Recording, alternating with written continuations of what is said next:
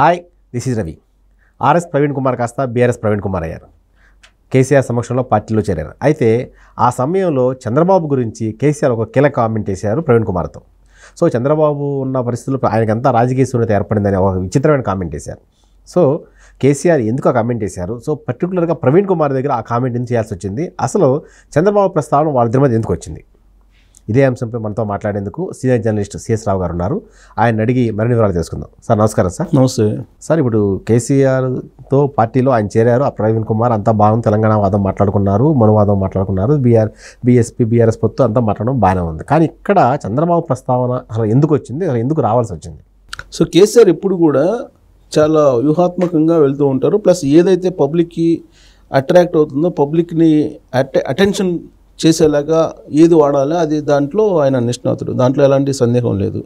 So పబ్లిక్ని, తెలంగాణ పబ్లిక్ని attention play చేసుకోవాలి, తన వైపు తిప్పుకోవాలి అని అంటే ఏం చేయాలి? ఇప్పుడు ఉన్నటువంటి పరిస్థితుల్లో ఆయన ఏం చెప్పినా కానీ వినేటువంటి పరిస్థితుల్లో లేరనేది ఆయనకు అర్థమైపోయింది. అందుకని చంద్రబాబు నాయుడిని సీన్లోకి తీసుకొచ్చారు. ఏదైనా సమయం సందర్భం ఉండాలి, లేదంటే అన్న ఇంటరప్టెడ్గా, అంటే అవసరం లేకపోయినా కానీ చంద్రబాబు నాయుడిని ఎందుకు తీసుకొచ్చారు అని అంటే కేవలం తెలంగాణ పబ్లిక్ని అటెన్షన్ ప్లే చేసుకోవడానికి తీసుకొచ్చారేమో అని చెప్పి ఒకటి అనుకోవచ్చు.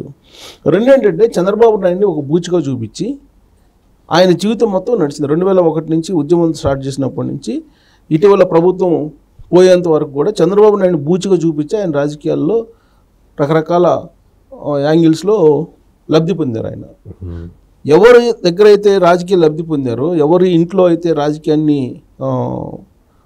అనుభవించారో, లబ్ధి పొందారో, వాళ్ళ ఇంటికే ఎసరు పెట్టాడు ఆయన. అంటే ఎప్పుడు కూడా కేసీఆర్ ఎవరిని దగ్గరికి తీస్తాడో వాళ్ళు క్లోజ్. చరిత్ర తీసుకుంటే ఆయన మొత్తం టోటల్ ప్రయాణం తీసుకుంటే ఎవరికి దగ్గర అవుతారో, కేసీఆర్కి ఎవరైతే దగ్గర అవుతారో, లేదంటే కేసీఆర్ ఎవరిని దగ్గరికి తీసుకుంటారో వాళ్ళు దాదాపుగా క్లోజ్ అయినట్టే. ఆయన వచ్చింది తెలుగుదేశం పార్టీ నుంచి.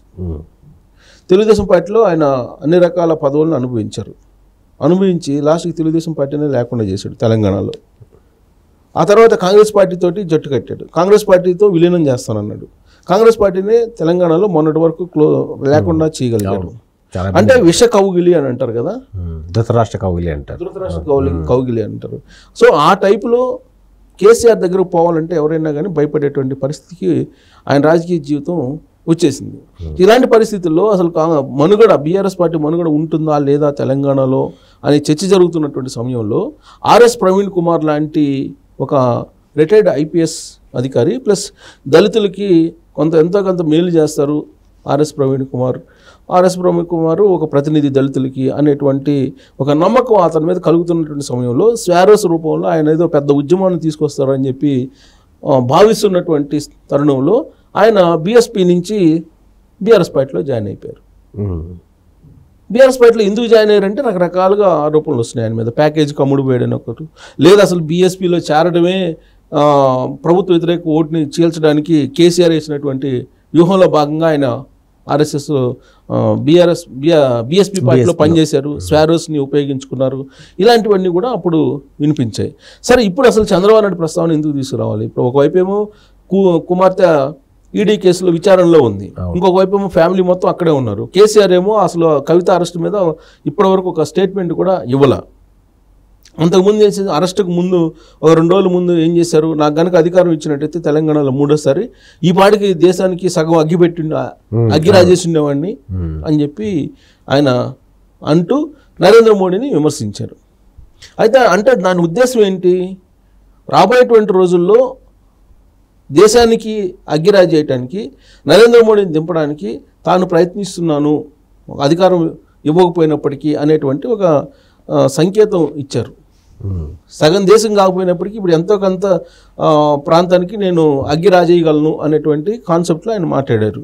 బహుశా నేను అనుకోవడం చంద్రబాబు నాయుడు గురించి ఆయన ప్రస్తావన తీసుకొచ్చాడని అంటే చంద్రబాబు నాయుడు కూటమికి వెళ్ళడం, అంటే తెలుగుదేశం పార్టీ, బీజేపీ, జనసేన కూటమి అనేది ఏర్పడింది కదా, ఆ కూటమిలో కట్టడానికి, ఆ కూటమిలో ఆయన ఎన్డీఏ కూటమిలో చేరడాన్ని కేసీఆర్ ఇష్టపడినట్టు అనిపించట్లా నాకు. అందుకే చంద్రబాబు నాయుడికి రాజకీయపరమైనటువంటి పరిజ్ఞానం లేదు, రాజకీయం గురించి ఏం తెలీదు చంద్రబాబు నాయుడికి అనేటువంటి ప్రస్తావన ఆర్ఎస్ ప్రవీణ్ కుమార్ బీఆర్ఎస్ పార్టీలో చేరినటువంటి సందర్భంగా ఆయన వ్యక్తపరిచారు.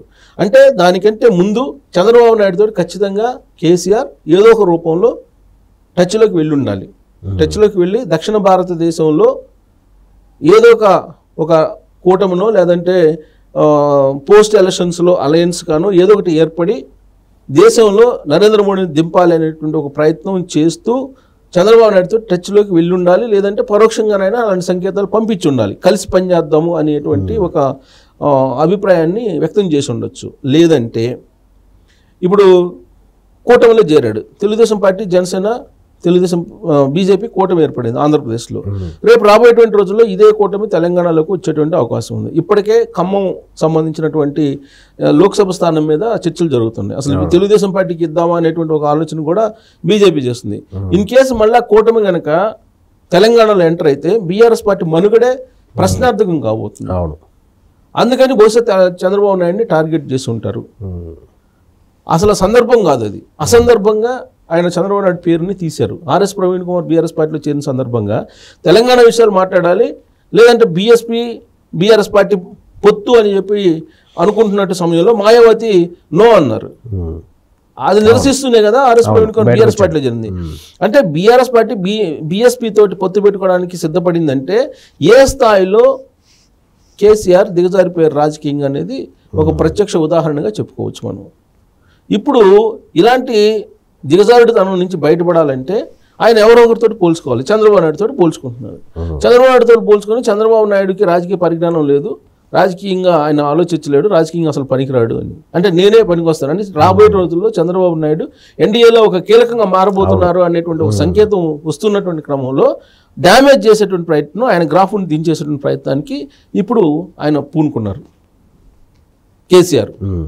అంటే ఎప్పుడు కూడా చంద్రబాబు నాయుడిని బూచిగా చూపించే రాజకీయాలు నడిపాడు. సెంటిమెంట్ తోటి, ఆంధ్ర అనేటువంటి ఒక సెంటిమెంట్ తోటి ఆయన జీవితం మొత్తం, ఆయన రాజకీయం మొత్తం ముడిపడింది.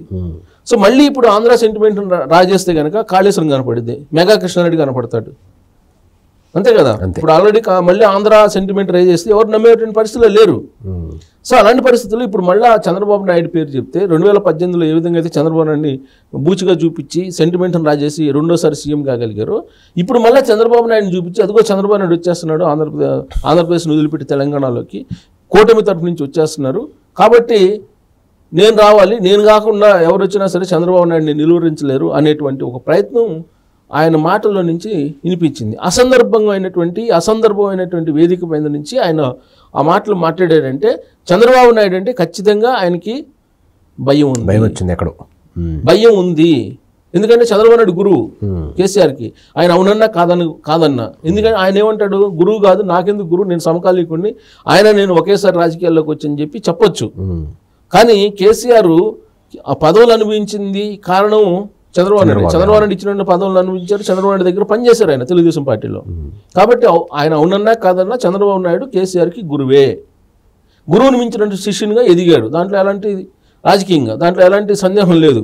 అందుకే బహుశా నేను అనుకోవటం చంద్రబాబు నాయుడికి తెలియనటువంటి రాజకీయాలు కేసీఆర్ నడిపారు కాబట్టి బహుశా చంద్రబాబు నాయుడికి రాజకీయాలు తెలియవు అని చెప్పి ఆయన వ్యాఖ్యానిస్తూ చంద్రబాబు నాయుడు ఫేస్ని మళ్ళీ ముందు చూపించి రాబోయేటువంటి రోజుల్లో తెలుగుదేశం పార్టీ, బీజేపీ, జనసేన కూటమి తెలంగాణలో ఎంటర్ కాకుండా ముందస్తుగా ఈ వ్యాఖ్యలు చేసి ఉంటారని చెప్పేసి మనం విశ్లేషణ చేసుకోవచ్చు. ఓకే.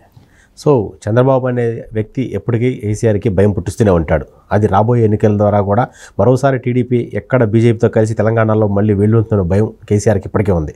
అందుకే ముందరకాల బంధం కోసమే ఈ కామెంట్స్ చేస్తున్నారు. Thank you.